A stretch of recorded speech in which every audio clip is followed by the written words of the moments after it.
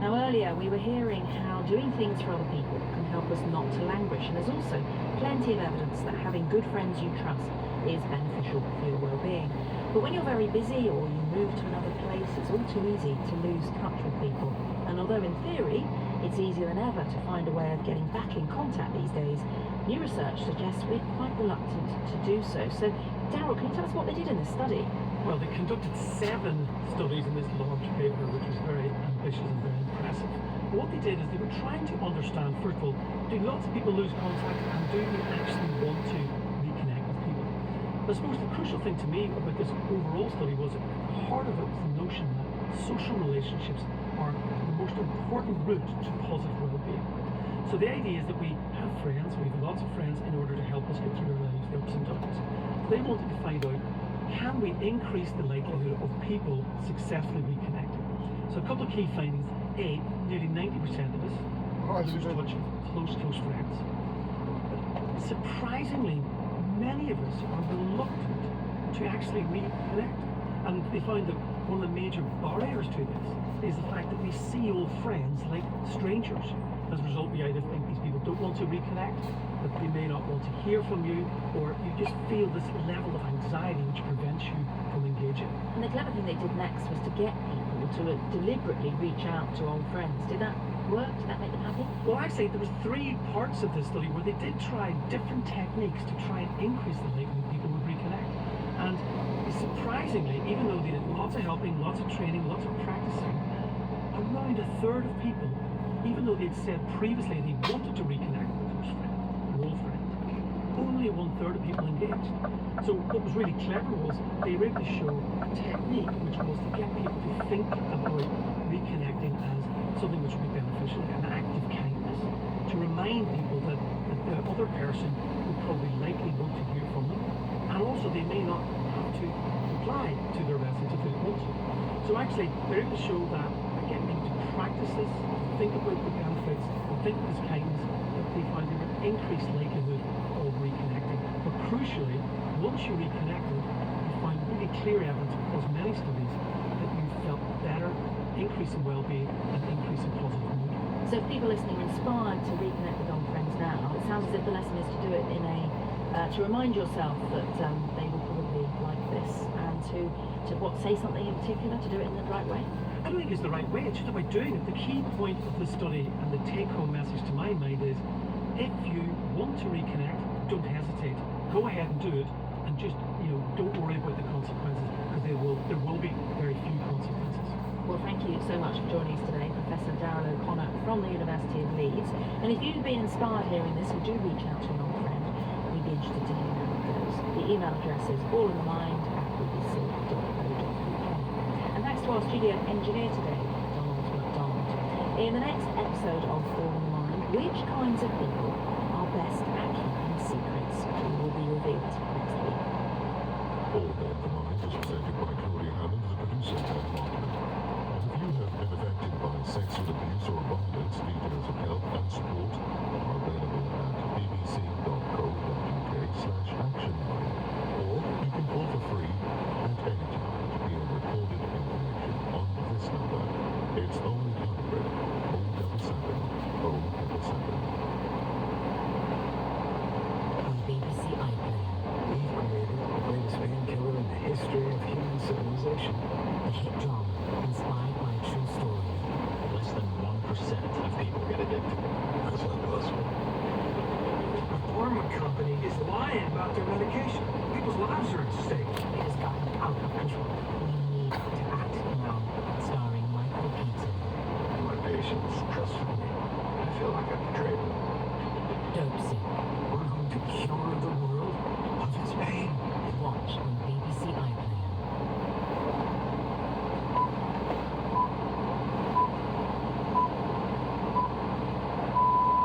BBC News at 10 o'clock.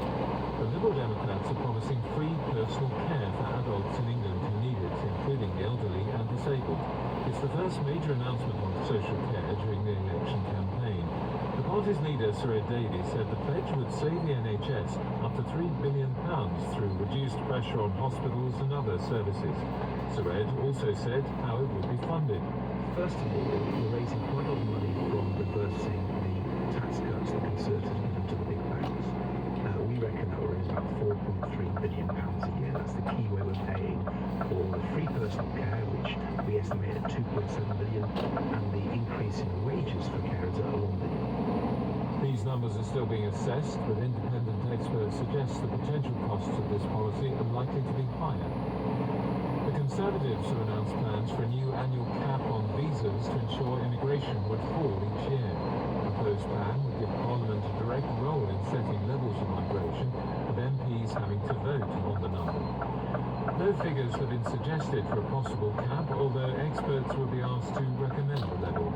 Labour accused the Tories of breaking similar promises in the past. The new Reform UK leader Nigel Farage says the country should aim to bring net migration, the difference between the number coming to the UK and the number leaving, to zero. He said it would still allow skilled workers to enter the UK, but that if shortages occurred, this would push wages up, encouraging people to learn skills. Australia is to allow non-citizens to serve in the armed forces. It's a policy change for the sparsely populated country, which has a vast coastline to defend with few military recruits. D-Day veterans have left the UK for France to join commemorations marking the 80th anniversary of the Normandy landings. About 25 former servicemen are making the ferry crossing. They're carrying with them a commemorative torch from the Commonwealth War Graves Commission. BBC News. This is BBC Radio 4. The folk singer Sam Lee and composer Denny Wiseman head to outer space in and to playlist it at 11 o'clock.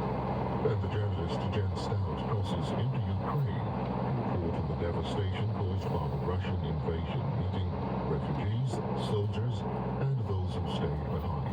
That's in Night Train to Odessa. It continues at 1:45. Now time for Woman's Hour. Here's Luna McDonald. Good morning and welcome to Women's Hour. Well, coming up, the BBC has been given special permission to report that a newborn baby found earlier this year is the sibling of two other babies found in very similar circumstances in 2017 and 2019. We're going to hear why this case and its details were considered to be in the public interest. Also, we'll hear how women in Ukraine have increasingly stepped into roles in the workforce done by men before Russia's full-scale invasion. We'll also take a look at a place that had gender equality in the 4th century BC. Are you familiar with the Nabateans? Well, you will be by the end of this hour. Also, Boima, it's a new book, but it's also an ongoing conversation about raising boys in a post-Me Too era. Ruth Whitman calls herself an overwhelmed feminist mother of 3 boys. She will share what she has learned. And also, as we speak about parenting boys, I want to know, is there a difference between you and your partner in how you do it? I'm asking, is one of you stricter than the other? How do your parenting methods differ, if at all? You can text the programme, the number is 84844. On social media, we're at BBC Women's Hour, or you can email us through our website. If you'd like to send us a WhatsApp message or a voice note, that number is 03 700 100 444. 03 700 444. But let me begin with the story I mentioned. A newborn baby girl found in East London earlier this year is the 3rd child abandoned by the same parents. That is information that we can now report thanks to special permission given by the court. DNA tests presented to the East London Family Court showed that baby Elsa, as she's been called, is the sibling of 2 babies, a boy and a girl, found abandoned in similar circumstances. The BBC and PA Media were given permission to report the sibling link and that all of the 3 children are black. Joining me now is the BBC Sancha Burke, who broke the story this morning, and journalist Louise Tickle, who we have spoken to before about reporting from the family courts. Let me begin with you, Sancha, and welcome to Women's Hour. How was baby Elsa, as we're calling her, found? She was found by a dog walker on the coldest night of the year, and she was taken to hospital, and medical staff tried to care for her there. Initially, they struggled to take her temperature because she was so very, very cold, but she recovered. She is in good health now, and the family court has been busy with the question of what should happen to her next. She has been in foster care, of course. And in the course of those hearings, the information presented to the court included DNA tests, which the judge had requested, and they showed that she was, as you said, a full sibling of two other babies who had been abandoned in very, very similar circumstances, literally barely an hour after being born, abandoned and found. And those two babies were given names, Jack and Roman. Those are not the names they are known by now, and Elsa is not known by that name either. So that was the information that we wanted to publish, because we said it was very much in the public interest to spread this, to report this, because that might help identify the mother and critically give her the help that she may very well need. We know nothing about her circumstances, but to give birth 3 times, to have those babies taken away or to leave them somewhere just such a short period after birth, it does beg many questions about her circumstances. And you talk about the mother there, of course, physically, if she had given these, abandoned these babies so soon after the birth. But the father is the same for all 3 as well. The father is the same for all 3, yes, but I mean, just the sheer practicalities of giving birth and giving up that baby, whether she left the babies or someone else left the babies, it's an extraordinary and very, very unusual thing, as the judge acknowledged, Judge Carol Atkinson in East London Family Court, who was very supportive of our application. She said that the case of one abandoned baby excites great public interest because it is very unusual. And where you have a situation where you have 3 newborn babies born to the same mother and father, all abandoned, she said it was of enormous interest to report this.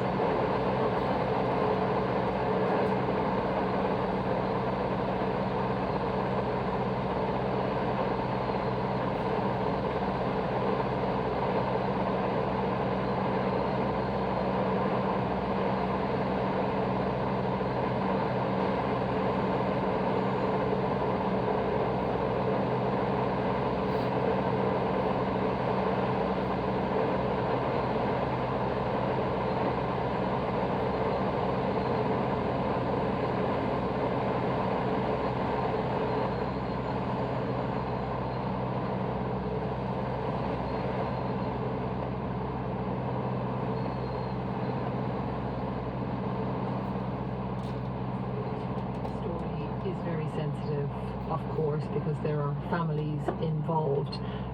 There are limits to what can be made public. But who didn't support this story being made public? Well, it was not supported by the local authority, and it wasn't supported by the Children and Family Courts Advisory Service, CAS. But as you say, there are limits to what I'm able to report, and I'm not permitted to give any more information about that. What I would say, though, is that the judge was very supportive of our application, and we went through several hearings. I was present at 4 hearings. Our application was considered at 2 of those. So the court took the time to listen to all sides, to consider all the elements of this before making a decision, and the judge intends to make her judgment, her full judgment, her legal explanation public in the near future. I understand. Just before I let you go, Sandra, I know it's a very busy day for you.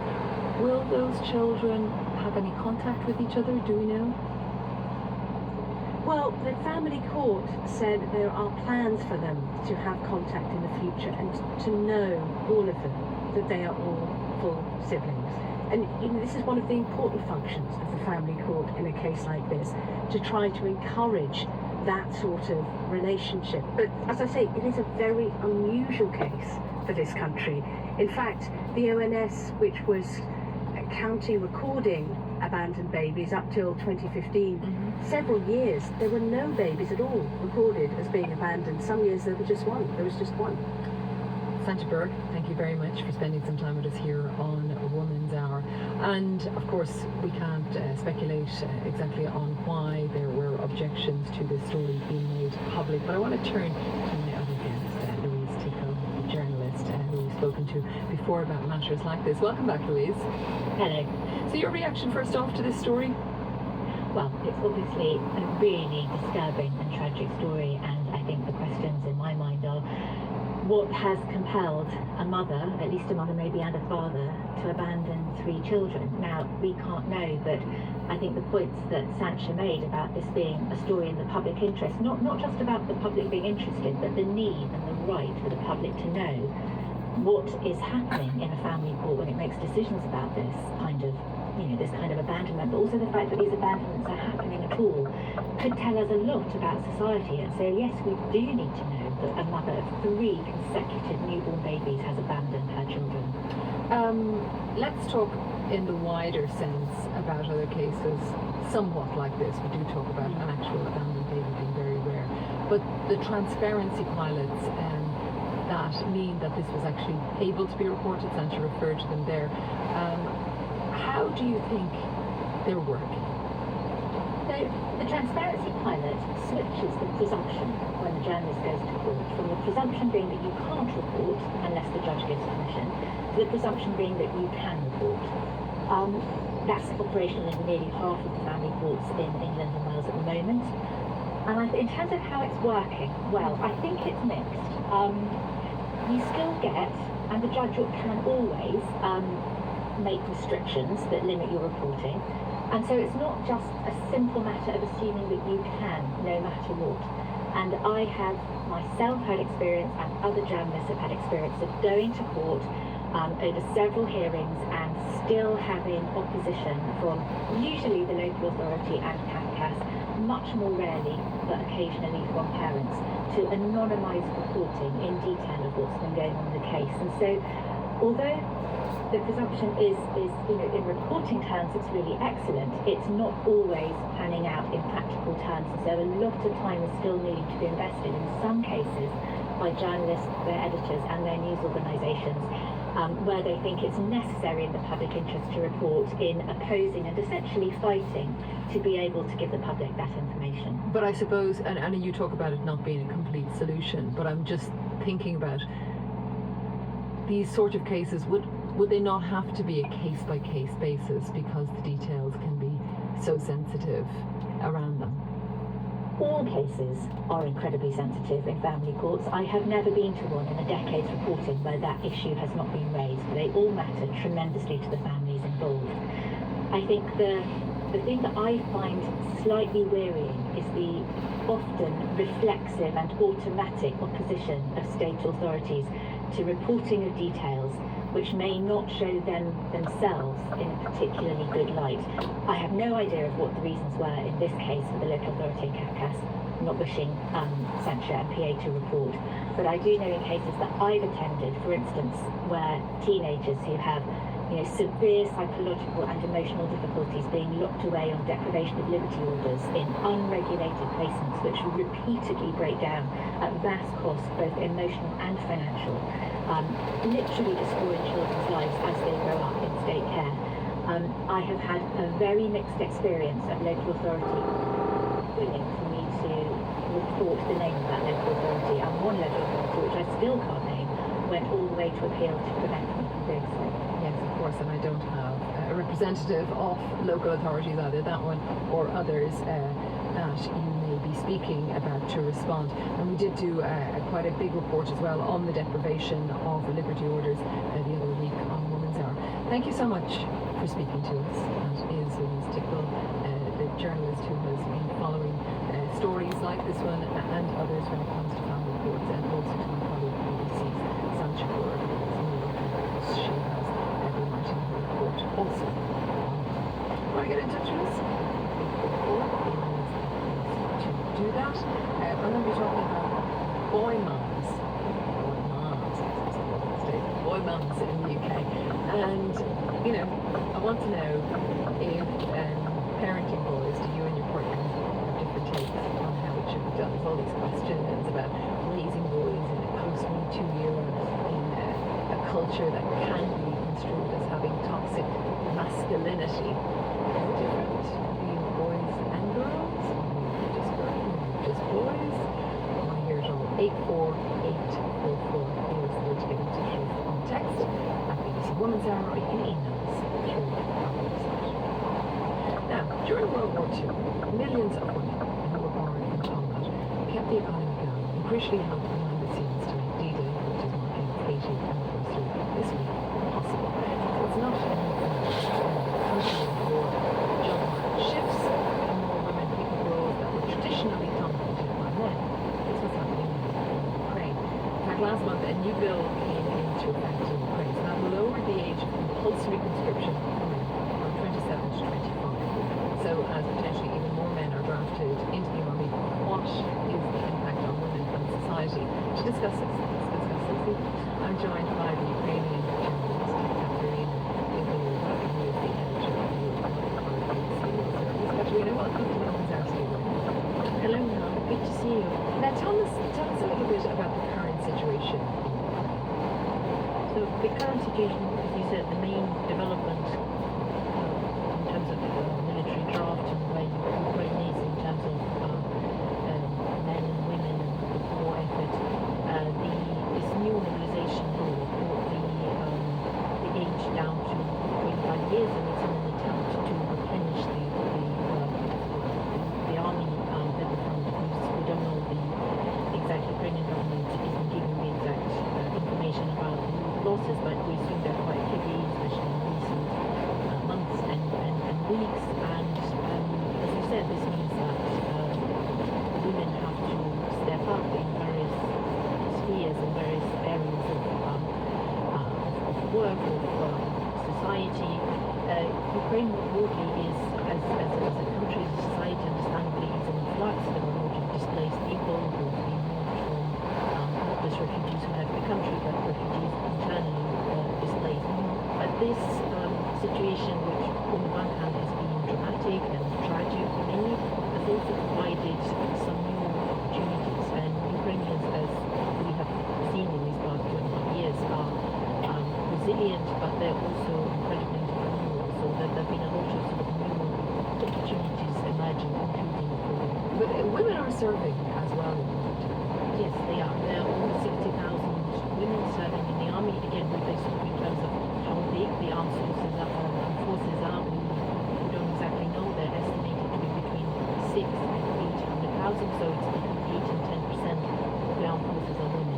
But they're not obliged to serve, so there is no compulsory military service for women. That many volunteers. And now one of the industries that has brought more women into formerly traditionally male roles is the mining industry. After more than 1,000 male coal miners were conscripted to fight Russia's invasion, the company DTEC, so that's Ukraine's largest private energy company, allowed women to work underground for the first time in its history. Tatiana was one of them. Before the war, Tatiana worked above ground, measuring methane levels in the mines. But now her work is quite different. Мене звати Тетяна. На шахті я приїжджаю о 6 ранку. I get to the mine at 6 in the morning and go to the office to get my instructions for the day. Then I go to the women's sauna and change my clothes. I pick up a helmet and lamp and my emergency kit. Then at 6:40 I go down in the wood to the mine. I take a little train and follow the carriage, and I go to my spot and take over from the goal whose shift is empty. Тому задоволена теж, я з дитинства It's what I've always wanted to do, right from being a little girl. I used to see my dad and my granddad come out of the mine on duty, and used to wonder why. What's it like? My dad is really proud of me, and I know my grandpa is really proud of me too. But he is no longer with us.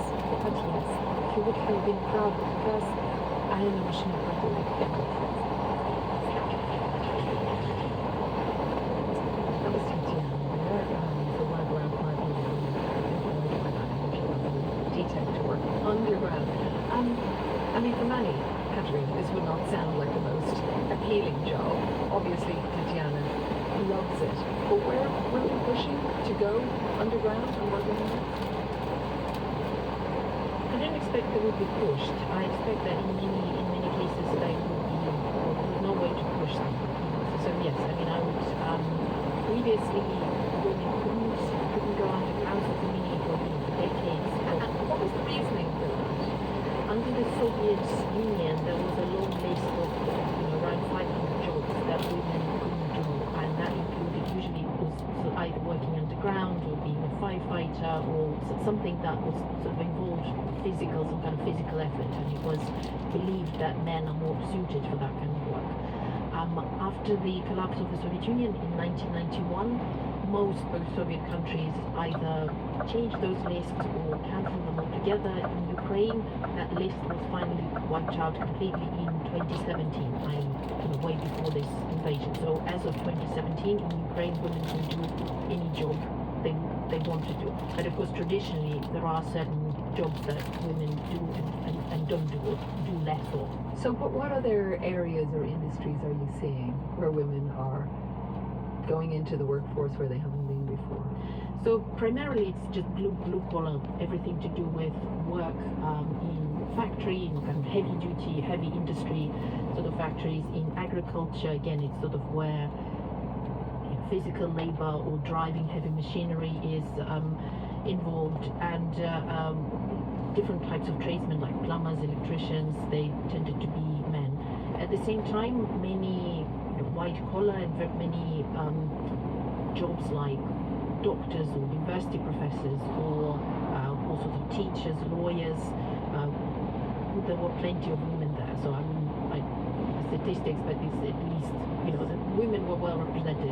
And also interestingly, in Ukraine, for some strange reason, women run a lot of the media companies, so a lot of the TV channels. And always did.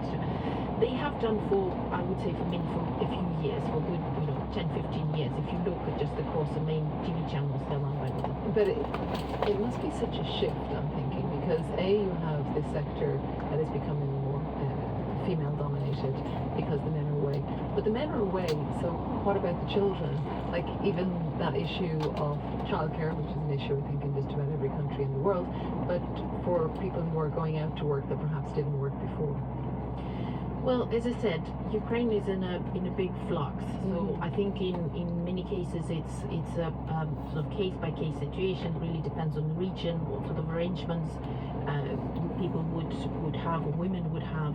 And yes, so in many areas there are maybe whole villages where there aren't many men left, and there are women having to sort of have these either rely on their families or rely on wider community to help them if they have to go out to work, to help them look after the children. So, but there are these networks, family networks, community networks that are coming into play, coming into force to help do that. It must be bittersweet though to have opportunities open to you that weren't there before, but the reason they're there is because men are away and at times being killed. Yes, no, very, very much so, and it's a very bittersweet is a very good way of putting it. As documentary film director Mstislav Chernov, who just a few weeks ago got his Oscar for his documentary 20 Days in Mariupol, and as he received it, he was saying, "I wish I could exchange this for Russia never invading Ukraine